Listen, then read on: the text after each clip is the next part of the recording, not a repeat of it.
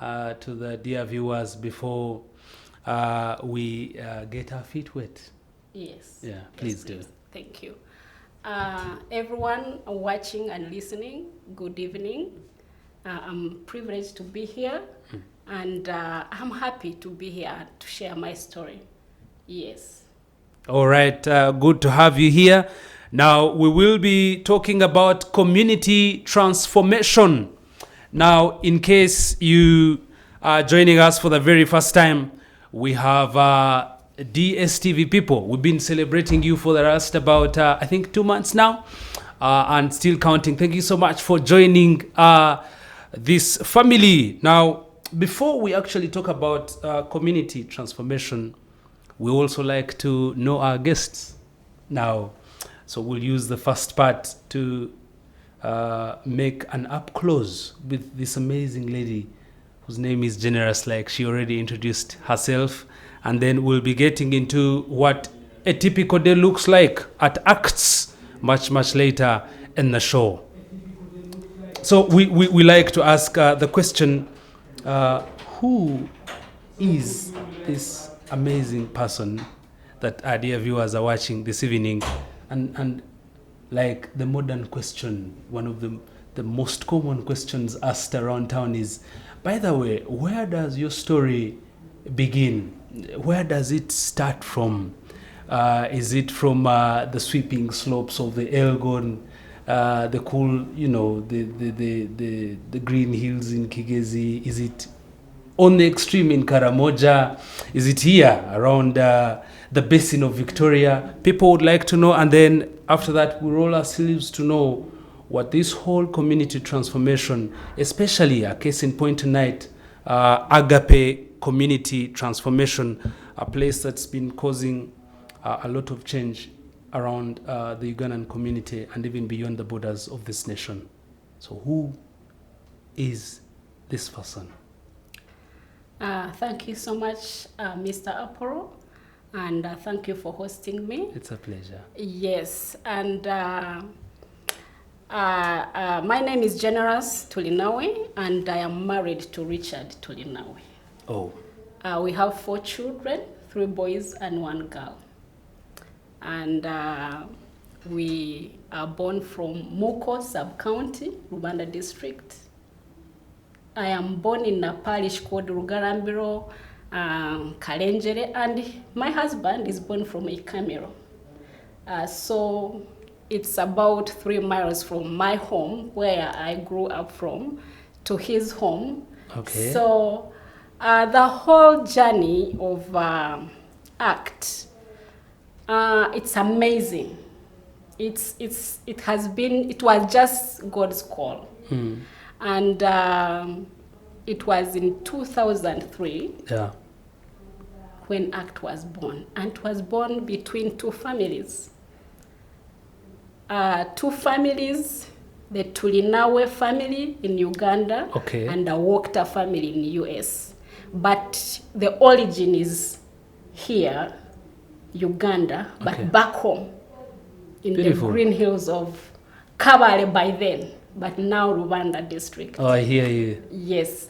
So it was that time, and I think I should tell the audience that I'm a teacher by profession. Okay.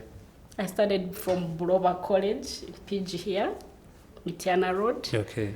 And after I graduated, I started teaching, but it was about 2 years. And this came up. And like God can reallocate, relocate you from one place to another, or from one profession to another profession. So my husband and I don't know, we did not have this plan, but God's plans are not our plans. Absolutely. Yeah. So it was 2003 when we started just visiting cafe, visiting some places where we can search for information.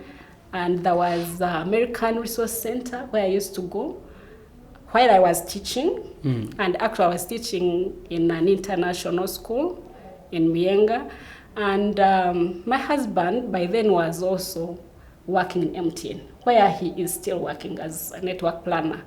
And there was Bridge Council here near Renzori Courts. There was also, yes. Yeah, there was also a place where people can go and read books and do such. So we used to go to those places, and we felt like we need to know how to make a strategic plan, just to know as we read books and what, and then we started thinking about, yes, our professions, but if we can do something like we know how to make a strategic plan and we do something else to... by that time, we're not actually thinking about the bigger thing of helping the community. Never had an idea how big, how wide this could get. So by then we landed on some people, especially we were looking for people who were like consultants in writing strategic plan, proposals and all those things. And we wrote very many letters. We sent out of the country to very many people we found as we continued to visit the library.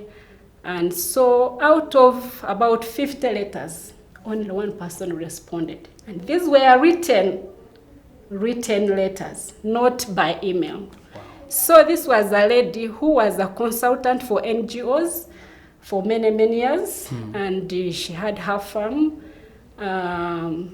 She's called Sue Wachter. She's Susan Wachter, but we call her Sue. Yeah, Wachter. Yeah. So she read our letter, and we were only asking for how to be helped on how to write a strategic plan, nothing else. Wow. And yes, she read the letter, and then she introduced us to her husband, John Wachter, and said, Ugandans are writing for, but who is this Ugandan? So she picked interest. She wanted to know more. And she replied us. And then, when she replied us, all others never replied, but this only single person. And then we started from there. We became friends. 1 in 50. Yes. So we became family friends, the Turinawes in Uganda, the Wachters in Uganda, and we started exchanging emails. And I think it's a long story, but I will need to cut it short. So as we talked, then she would ask, how is Uganda? Where did you grow from? We said, in our village, deep down there. Deep in the southwest. Yes, lifestyle, what? And we shared a lot, and we talked about how people live there, but also the challenges, especially sick people. When they are sick and there are no nearby hospitals, the only hospital by then is Kabale Hospital, those hospitals in Mugarama, Kabale, Makanga, and then Kisoro, which is 44 kilometers. And those days they used to use stretchers, when you are sick, they carry you in a stretcher. Locally made stretchers made from... and they say, can you take a picture of that stretcher? Papyrus. And we sent, I said, what? What is this? It was the first time. They could not believe it. The sick people are carried in this and walk, and we narrated the story. How even people die on the way before they reach the hospitals. How pregnant women also give birth on the way. They get infections, some die, some get all those troubles. And then said, you know what? I'm going to help you. I'm going to help you how to write a strategic plan, but also I'm going to raise the money to donate an ambulance for your village so that people can be helped to be transported faster from village to town hospital. So how long after 2003 does this actually happen? It's 19 years now. I mean, when her proposal comes through, that when the aid actually comes through, Was it in the same year? No, it was 2016 now. Wow. They raised the money, and one church in Midland, and I forgot to tell them that this lady comes from Michigan, Midland. And one church there donated money to purchase the ambulance. And in 2016, she made it here with her husband, John, to visit us and also to hand over the ambulance. Must have been a moment of yes, joy for the and first happiness. time they reached there, they were excited. We went to the village, they reached there, and we made sure we sleep with them in the village for 2 weeks. So that they get the actual experience. Exactly. So they slept there. We took them around. You know, Muko sub-county is made up of 7 parishes, and those are 55 villages in the 7 parishes of Muko sub-county. So they looked at people. So they found like the life here is completely complicated compared to how they live in US. They took very many pictures and videos, and what they went back and said, we need to help Uganda. We need to help these people. We need to help Richard and Jairus transform their community. Yeah. Okay? Yeah. But from there, my story was like also as I was teaching, I used to see also children who struggle. Yeah. And when as a teacher, you follow up, you find this child maybe is not performing well, is not participating, but there are because some it's an orphan. reasons, Though is driven big Benzes and what, but there's that lack of a parent. Yeah. Okay? You see? They're given everything, but there is that thing that is they miss missing. out on that, on that parental love. Yes. So I also was touched about that. So in 2018, Sue and Walker brought another team of 8 people. Now they mobilized. They came and they donated a vaccination refrigerator. They gave us the money to build a clinic in our community so that people can have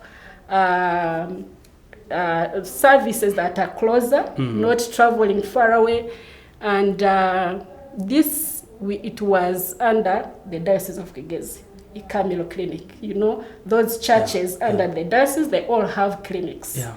So it was there for a long time, and people in the village had failed to build it. Yeah. And then we came up, we built it. They put in solar, they put in power, all other things that are needed, and equipments they needed. And then the children started actually getting immunization there. Yet in the past they struggled. They never used to, because people would not take children in Kabale and Kisoro to be immunized. Allow me hold you there. Yeah. We're talking about community transformation, and this is Ask the CEO, a beautiful show that comes to your screens every Thursday. And now it's going to be moving from 9 to 10 p.m., shifting from 8 to 9. And I'm very honored, very privileged to share the evening with Mrs. Generous Turinawe, the team leader at Agape Community Transformation, or otherwise ACT. Now, before we went for the break, she was telling us how some of the children are able to get their first immunization shots because a facility came to a place near their home, thanks to ACT. Would you proceed to make that point, drive it home, how important for you who was on the ground, whether on day 1 or week number 1, how did it actually feel like for the little ones? Yeah, so it was an amazing. For the first time, we received so many parents brought their children, because this is something that is a miracle that has come to our village. Yeah. Because receiving an immunization that is so closer than walking miles to facilities where they can get this service it was not possible for them in the past. So people were happy, people rejoiced about that. Yeah, so from there, I just want to continue and tell you more of what we have done. From that, from the 2 families, now we are so many families. Because when the other team, the second team went, they spread the gospel in the US. This is 2018. This is 2018. Okay. Then they decided to start coming every year. So they would go and tell others, and others would be compelled to come because of the stories they are telling them. So every year they've been coming, apart from some years that have been having challenges that were eaten by the locusts. Like those like locust time, I think the 2020, flood. 2021, yes, COVID. They could not come. Yeah. But also there is another year that they didn't come, which is 2015, because we needed to all of us read a book called When Helping Hearts. This book. A forward by... as an NGO, we and a Christian organization, because we're a ecumenical program, and we do services with our entire community with no discrimination, whether you're Muslim or an Anglican or a Catholic, you all have the right to benefit from ACT. And so we learned this book, When Helping Hearts, how to alleviate poverty without hurting the poor. Because we learned that many times when people are giving, you are helping, you think you are helping, but sometimes you are hurting. And for you think you are helping, but the someone you are helping is really hurt. That's quite interesting. It's interesting. I can give an example. You can be paying school fees for a child. And you expect this child to really work smart and get good results. All right. And how you continue to advise this child, please read what, wake up early in the morning, this child wants to sleep. Wake up and go to school, this child. So it's hard. Is hurt, but also you are also hurt. This child is not really doing what you expect this child to do. And him is like, you are demanding. Is it because you are paying for me school fees and you are demanding me to be waking up very early, and why? So you are hurting each other. So we read this book and we said this year is for reading this book and learning it and know how to help these people in our community without hurting them and them not hurting us, but it's difficult.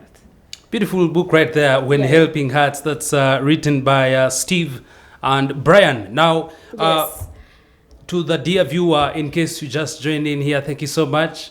We always appreciate that you spare your evening time, prime evening hours and minutes to catch the beautiful show. ACT, an organization operating amongst the people on either side of the Atlantic, one community in the southwestern part of Uganda and the other in Midland, Michigan, in the United States of America, like she said earlier. Tell us about this whole transformation. What programs are actually there? When you walk into ACT on a Monday morning, what does someone find? We have several programs. We have education for less disadvantaged. The disadvantaged children. Those are orphans. Actually started with total orphans, those who lost both parents and are struggling. The guardians are struggling. And we have paid school fees for 332 children along the way. And we have launched some. They have graduated. They are in the field. Some are in the field. They are working. And we have also agriculture program where we help farmers, because we have a demonstration garden where they come and learn new methods of farming. And we have been partnering with the Peace Corps Uganda to work together to also transform the community in the way of eating well. Actually, let me talk one by one. For education, Okay. we have what we call Maverick, and this one is for only leaders. Like, we are training children to be leaders. Those we have identified that these can be good leaders. Oh, that is, and then that is a scholarship for them. That is very interesting. Yeah, and then we have these ones who, yes, we educate them and we put them in boarding schools, but in holiday break, they go back to their guardians because we feel like home is the best place to live. For them, yeah. We did not want to build orphanage and what. We want them to still be attached to their guardians. So for us, we do our part during school time. School sessions, yeah. And then, but when they go home, still we have our managers who are the managers of this program. They still go and visit. They do reach out. Exactly. And so, it has been so amazing. People have been able to educate at least their children through the hand of ACT. And then with the agriculture program, with the partnership with Peace Corps Uganda and Allen Foundation US, we are able to help the community to know how to really get out of this cry of we don't have nutritious foods. And yet they are there, yeah. but they don't know how to turn them into nutritious. So we are training them. We gave them iron-rich beans. We gave them the freshly potatoes, these yellow ones for vitamin A. We have taught them how to make perma gardens. We are dealing with perma gardening, and we have created demonstration gardens in all parishes. So all of them, they have vegetable gardens in their homes. Wow. And as a matter of fact, I've also seen, while preparing for the show, I was able to pull up a few pictures about the mushroom farming. We have done as well. To enhance a household income. We have done that as well. So we have a group of youth, actually. We target that for that one, mostly we targeted the youth and we trained them on that one. And so now people, they know how to eat balanced food. The balanced diet. Yeah, the balanced diet, a variety of foods that they have rocked there without waiting to purchase from somewhere and what they have been having this food, but they did not know how to make a balanced plate. Yeah. So we have done that, and people are really appreciating. We have trained about 460 households, and so it's amazing. So it is amazing. We are also having music orchestra. Now we have a teacher in US who teach them on Zoom, but trained a teacher here as well. When he's not on Zoom, the teacher is with them, so they can play cello, they can play violin, they can play ceros. So we have even performed on on national events, like wildlife annual event in Kisoro. They invited our students, both those that we are taking care of as orphan program, but also those people in the community, whoever wants, because it is free and it's amazing. And we actually next year we are planning to come here to National Theatre. Lovely. Yeah. That's playing very well. If it were happening somewhere in Muko, like you said, that would be like the local version of a jazz night. Exactly. People come around, listen to good music. So we have groups. We have the young ones. We have middle people. We have old people. So they are all there. And our district, we are cooperating with our local, the local government. Whenever they have events there, our students or our group of music are already there with these stringed instruments, which is very unique. Yeah. Which is very, very unique. As a matter of fact, some of the instruments you mentioned a little while ago, I'm still trying to scratch my head to see if I can actually attach image to names, but I think I will do that after the show. I will send you the pictures and the videos of our students. You Sure, will be happy to see them, and maybe one time we'll invite us somewhere to come and perform here in Kampala. Absolutely. Yes. Thank you so much. But also, I'm so impressed, and also shout outs to you and the team at ACT, because when you transform all this energy that the youths have into constructive ideas, from music to the 332 who have been beneficiaries, to the 460 homesteads that have been trained. Once you have youths there, then you know you have one hand into the journey of sustainability, because they're going to be here for the long haul. And so for me as a person, I love that you have your interests deep, but also amongst the youth, because as a nation, but also as a continent that is predominantly young, I think they have a stake. And I think we'll be looking at that in the last part of the show. Yeah. What actually we believe that the youth can change or can do towards Africa's transformation. But for Yes. now, we're still talking about ACT. Yeah. Yeah. So for us, ACT, we are trying to do a holistic transformation. Yeah. Young and old, all of them. We have handcraft Yeah. trainings. We have trained women and men how to make the crafts, the baskets, Mats. the mats, table runners. They do carved animals, stuffed animals, and we have a shop in US. We have volunteers who we send our crafts, and they tag them, they take turns to sell in the shop, send us back the money, and we pay wages to the women.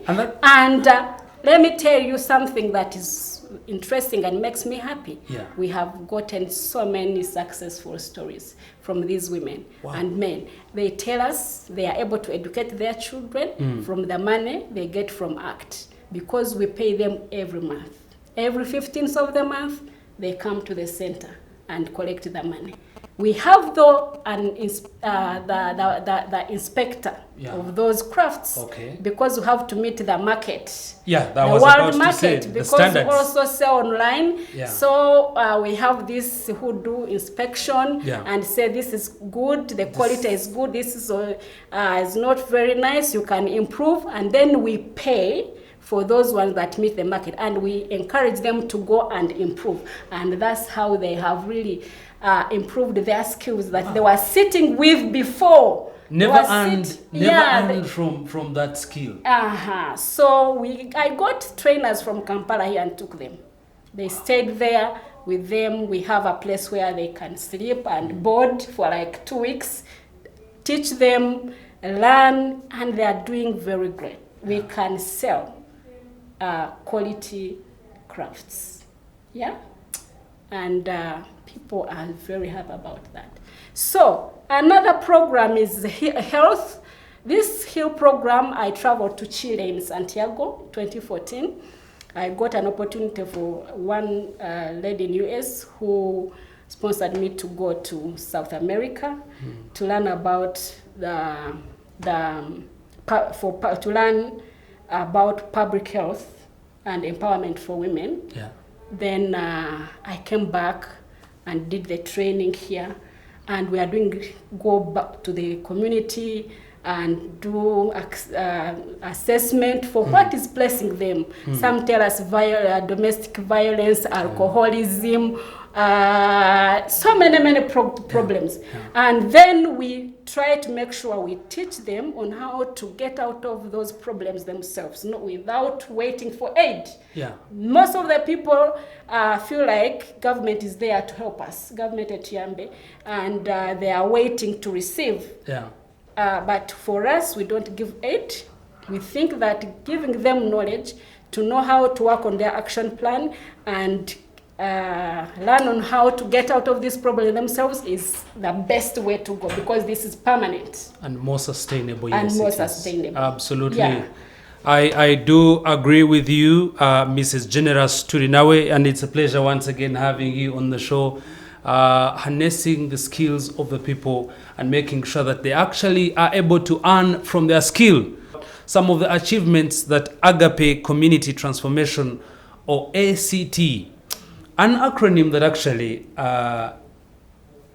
spells out a word, ACT. ACT. Another word that means do something, something maybe happened and you're trying to do something about it.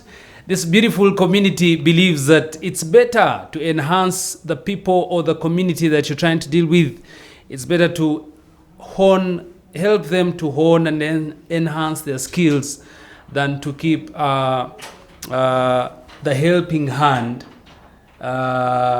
When helping hurts. When helping hurts, the beautiful book that we saw earlier, written by Steve and Brian. Now, thank you so much once again for the change that you cause in the community. I would like to kickstart the last part of the show with a question. Do you actually, at Agape Community Transformation, do you have any window open? Do you have a slot for partnerships with other entities that might be actually aimed at pretty much the same goal, or driving and steering in the same direction as you do? Yes. In the first place I mentioned, we had a partnership with Peace Corps Uganda. This is a very big organization that is under the government of US. Okay. And we were able to apply for a Peace Corps volunteer. And we got volunteers twice. Okay. This is a big thing. It's not easy to get a Peace Corps volunteer. So they also come, they board at the facility? Yes. All right. They come and stay with us like for 2 years. Wow. Yes, working with us. We can get for agriculture, for education, and any other. But currently we applied for agriculture. Yeah. And so we are partners with churches. As I told you, we're a ecumenical program. We don't segregate. So we partner. Which is a good ministry. We partner with the Catholic Church. And that means we work together with all the churches in the Moko sub-county, the whole of Moko sub-county. And the ACT has helped the Catholic Church to build part of their church. Okay. We gave them shutters and a roof, and we have also given them donation for their clinic. As I told you, we built a clinic for the Anglican Church. We also built a clinic for Catholic Church. We have helped them to also do something as they started their school building. Okay. And then in that we have now a big project with the Diocese of Kigezi. We signed a memorandum of understanding to help them improve their school. So we do capital improvement because the school was not doing very well. But that is the school where some of our orphans were going for education. And when we saw them getting some challenges, the school getting down, we came back. We came in. I went to the Bishop Bagamhunda, George, and I said, I am the OG of this school. That's where I started from. And the Bishop is actually an ardent follower of the show. So I said, I will not accept this school of mine where I went through, spiral, that has all my background, to just die. And I said, I can try out, and we get funders. I called the board, and we sat down, we sold the idea, and said, because we want still our children to be here. When we shift them to Kabale town, then the whole community will really lose out. They will suffer. So we came in 2018. We actually signed a memorandum of understanding in December 2017. So 2018 we got there into administration, and we are running the administration. So we are administrators. But we are planning at the end of the 7 years, we will be ready to hand it back to the diocese, because we feel we have done a lot. We have started from scratch by renovating all the classrooms, painting, and also raising money for new iron sheets. Putting up a conducive atmosphere for the students to excel. Remodeling the girls' dormitories, and now we have a big thing to do. We want to build a solid building for boys' dormitory. So as we also pay school fees for these children that we take care of in that school, we do all those other capital improvement, and we have put in a lot of money. And our goal is to make it a model school in the entire Uganda. The entire country. Yes. So I feel so proud to be an OG of that school, and I'm giving back. So I hear you. Yes, and finally, I think I need to be quick to finalize. I think the time is almost up. Yeah. But I also want to tell you that when COVID came, there are lots of things that have changed. Because taking care of the children, the orphans, was not easy. And we found some challenges as well. Yeah. Because you are paying for the child from P1 to senior 4, and the child drops out of school. One time a girl lost me and said, "Director, I want to leave school because the headmaster confiscated my phone. And me, instead of not having my phone, I rather leave, and I just lose this I'm interested. Sponsorship. I'm interested in the kind of conversation you actually had. It was like a shock to me. Yeah. A phone, it is clear that children don't take phones in school. To school, they are not accepted. Yeah. And even confiscating a phone, at the end of the term, they'll give you the phone. Yeah. Then just a phone makes you lose this opportunity of education. They have no idea. Yeah, but we have also hired counselors to talk to these children, but some of them, but also their guardians, some of them don't understand. We have tried, and then you call them for a meeting, some of them don't come. They say these are generous children. Sometimes they say these are my children. So those are also the challenges we face. Would you like to look straight in the camera? Yeah. And send a voice note out there? You know, long after the show is done, maybe we could carry the message back home. And say, hey, look here. Actually, we're trying to put a brick on what you're trying to build. Yeah. Would you come and give us a hand so we can help you actually? So look straight in the camera. Some of those challenges actually are what would be unnecessary, challenges. They shouldn't be part of the records, kabisa. Yeah. Yeah. Please send that message straight to those parents. Caretakers. The message actually I have always giving to the parents, especially who are the beneficiaries. Yeah. I tell them they need to be closer to their children because they are the first people to make sure they put in time in their children. Once they have act helping them, then they also should contribute to make sure on behavior, on what they are there. It's not just leaving them because they are getting everything in act and then everything is well. So they call them act children. No. And because of these things that happened, we changed the program a bit. We were giving them everything. School fees, uniforms, medical, what. And one time a parent never showed up in the hospital when we called, your child is sick, and our staff slept there for a number of days. So, and we thought we are bringing a gap between this. Now that's where When Helping Hearts comes. Comes in. Some tough love. And said, so we are going to change the program a little bit. We are going to take off some of the things, and then we pay maybe the whole school fees, but we take the rest of other things, guardians also meet. Because I feel like when you put in, you try to follow up, and you continue to have this this bond with your child. So we have done that. And the children who come, they first go through interviews. We say we are going to review your reports every term. You don't reach the pass mark, you leave. And now children are serious because they know now things have changed. It's not like everything is general happiness.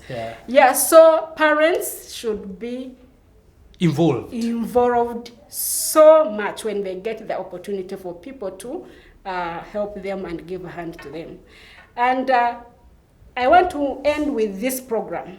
After COVID, we also learned that there's something that we need to do ourselves here in Uganda. Not only relying on US funders and all those things. So the ED of NGO Bureau called for a meeting for 4 days, a Zoom, and asked us leaders of NGOs, do you do anything that can generate income here in Uganda so that in case you lose your funders, you are able to run another mile, you can sustain yourselves? And I don't remember anyone saying we have anything. That was like a straight poke in the eye. So quickly I went to Yunus. There is an NGO here in Kamocha, and I got this book, A World of Three Zeros. Okay? And this one, it's for social business. It talks about social business. How can run a social business, whether an NGO or individual, to sustain your programs. And what we have decided to do, we are starting a social business here in Uganda. So that in case we lose our funders, like many organizations closed, in COVID, they lost very many funders because the US was hit so much by COVID and everywhere else. And now we are starting a social business. And actually, I am making an appeal for the viewers that we have started with a hardware store, because we did a feasibility study actually for 2 years to see which business can work in Muko and can help us to get income to put back into these other programs for the community to continue benefiting and for financial sustainability. And so it is located at Muko Market area. That's after very strategic position. And we need customers to come and buy from us. But also I want to also make an appeal for anyone there who can donate to ACT, who can donate, who can pay school fees for a child who is struggling. Because though we are there are so many, we cannot help everybody. There are many coming, but sometimes we say we cannot manage everybody. So people in need are so many. So if you pay 300,000 for a child in Muko, that is 900,000 a year. That would be great. So we need also African donors. We need African donors. That's a kind of love that will take us very, very, very far. Exactly. So that I emphasize and ask that you can do something. The way we started, I want to say in the Bible there is this verse of a mustard seed that is in Mark 4:30-35, that a mustard seed is the very smallest seed, but when planted in the garden, it can grow big and spread their branches where even birds can perch in its in its shade. And I relate this to me and my husband.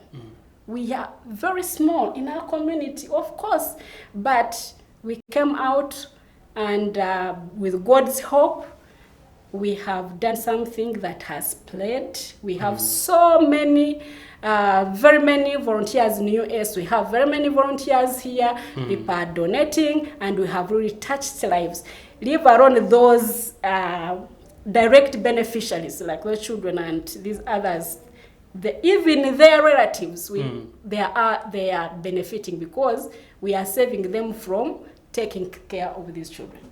So, and to me, I have also gained a lot, not financially as such, but I have gotten time to travel. I've traveled far east, farthouse. I have gone to China. I have gone to other airports, New Delhi, Ethiopia, Panama, to South America. I have reached the Pacific Ocean, both in the Central and Concepcion, southern part of Pacific Ocean. When would I go there if it was not the act that God started through us? Yeah, and every time you travel, you come back home and do value addition. Exactly. And when I was coming from Chile, I went through Paris and got stuck there at the airport. I slept there. It was so amazing challenge, and which I appreciate a lot. Yeah. You know, by yourself, Yeah. you get stuck on a very huge airport like that. You are yourself alone, and people are speaking some language you don't understand. French and It was a very good experience for me. yeah. Yeah. But somehow you found your way back home. Yes. Yeah. Later, they found I was crossing. I did not. So they needed a Schengen visa, but finally checking around, they found out. They stopped me for nothing, and actually they took care of me. I said, tomorrow we have gotten a solution. We are going with Kenya Airways, but instead of going to Amsterdam, I said, what I need is come back home in my country. And they would say, Uganda, where is Uganda? Sometimes some people don't know where Uganda is because it's small. But it was a very good experience for me. Absolutely. So I have learned a lot. I know how to really communicate to people. I with all the years, and let me tell you, next year, ACT, we will be celebrating 20 years of ACT in action for community transformation. And we want to be part of that story. Yes, when that time and I'm comes. so glad that my husband was the first funder, because after when I was teaching and I said I would do this, I said, let me resign. I can't do two things like that. So it was my funder for like 4 years. Yeah. I employed a social worker. I was not paying myself. So I am so glad. And I'm also telling people who are viewing, if you're a woman and you work together with your wife or with your husband as one team, and everything will go well. Thank you. Praise the Lord for this. Amen. Thank you so much. It's been a pleasure. Yeah. And I'm very sure that Mr. Richard has been able to catch the show. If he doesn't... He's with me. Yeah, we started together. We'll continue to move. Though he's now having his own job and a full-time job, and I'm running ACT as but he still continues to support me. He brought me. He's just seated in the other room. The waiting lounge. All right. Many thanks to you, Richard, and thank you so much, dear viewers, for sticking with us. We'll do this again next week on Thursday. Some tough love to close with, she said over there. They say is a come, is a go, is a common saying around town. But she says we're here for a slow and yet sure path. We're talking about a marathon, not a sprint. And with that, we hope that we'll be able to catch you next time. You can check out what they do, Agape Community Transformation, on the web, on the World Wide Web. And we hope to catch you next week, same station. And this is Church of Uganda Family TV. See you next week.